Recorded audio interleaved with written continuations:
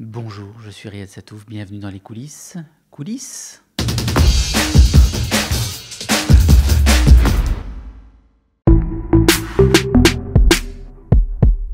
Alors, au début de l'Arabe du futur, j'avais surtout toute l'histoire que je voulais raconter. Je la connaissais, bien sûr, puisque c'est l'histoire de ma famille.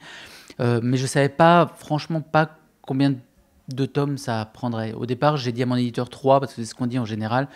Rapport à la guerre des étoiles ou au Seigneur des Anneaux, on dit je vais faire une trilogie. Et puis finalement, ça a pris un peu plus d'ampleur après. Mais ces livres sont quand même destinés à être réunis en un volume, je pense, à un moment.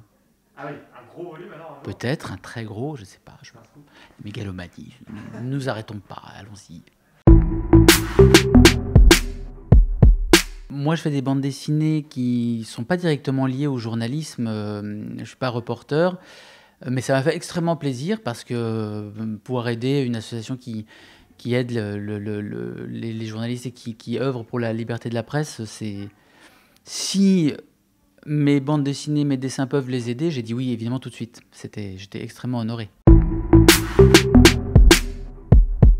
Ah oui, ça n'a rien à voir. Rien à voir avec la bande dessinée. La bande dessinée, je suis tout seul dans mon bureau, je fais mes voix tout seul. Je fais, qu'est-ce que tu fous? Puis je dessine. Alors après, là, je suis obligé d'expliquer à des comédiens, de leur dire attends, tu joues un petit peu mal, peux-tu plutôt faire ça? Ou fais-en un peu moins, s'il te plaît? Ou oh, je te trouve super, mais on va en faire 3-4 autres quand même pour être sûr. Donc voilà, non, mais c'était hyper bien. Je plaisante en plus parce que les gens qui doublaient, tous les acteurs qui doublaient les Cahiers d'Esther étaient adorables, étaient très bons. C'est pour ça qu'on les avait choisis d'ailleurs.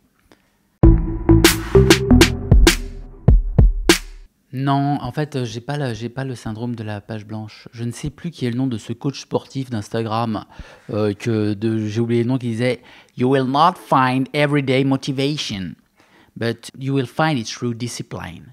Et c'est la discipline qui fait qu'on... C'est pas parce que j'ai pas envie de me mettre à dessiner, je me mets à ma table et je le fais quand même. Voilà. Et advienne que pourra. Mais c'est vrai que la page blanche, j'ai pas vraiment cette terreur comme ça. Je commence, je ne suis pas vraiment satisfait, mais je continue. Je me dis, je verrai après. Je fais et après, je dis si c'est bien ou pas, mais seulement après avoir fait. Eh ben parce que, en fait, quand j'étais enfant, j'habitais dans un tout petit village en Syrie, c'est ce que je raconte dans l'Arabe du futur, et qu'il n'y avait pas de livres, il n'y avait pas de librairie, pas de bibliothèque, et ma grand-mère bretonne m'envoyait les Tintins par la poste. Nous, je les recevais au compte-gouttes, et donc ça a été ma découverte avec les livres. C'est une des raisons d'ailleurs pour lesquelles je pense que les livres sont des biens essentiels, parce que si je suis là à faire le cake devant vous, c'est uniquement parce que j'ai eu des Tintins dans ce village qui m'ont laissé à penser qu'on pouvait faire des livres aussi, et qu'on pouvait voir le monde différemment et le raconter.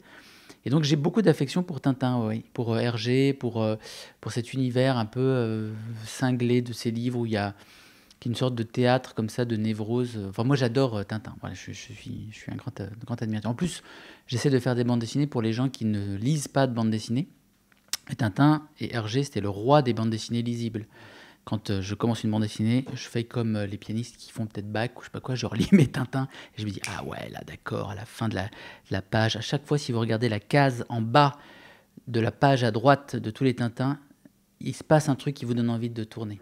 Et ça, on n'en a pas conscience quand on lit.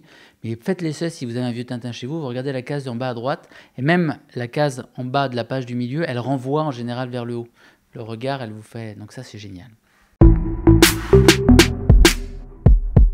Bah, beaucoup de choses, évidemment. Alain Ray, ça a été pour moi... En fait, quand j'ai commencé à essayer d'être dessinateur et que j'arrivais pas à trouver d'éditeur, je travaillais la nuit. Et parce que j'étais complètement décalé, j'avais pas de vie sociale, quasiment pas. Et donc en fait, en général, je m'endormais, je me couchais juste après sa chronique matinale à France Inter, dans la matinale, le mot de la fin.